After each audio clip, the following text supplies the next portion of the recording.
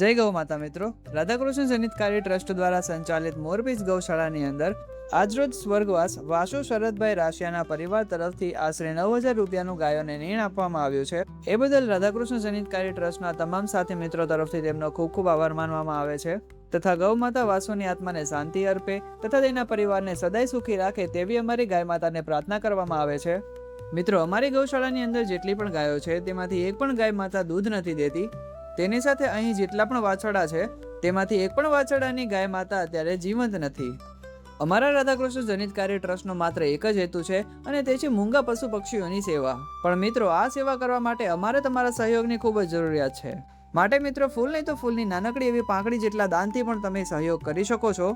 અને જો તમે એની માટે પણ સક્ષમ ન હોય તો આ વિડીયોને તમારા મિત્રો સાથે શેર કરી દો, જેથી એક સક્ષમ વ્યક્તિ સુધી આ વિડીયો પહોંચી શકે અને તેઓ પણ આમાં ભાગ લઈ શકે. કોમેન્ટમાં ગૌ માતા લખી દેજો. જય ગૌ માતા. રાધે.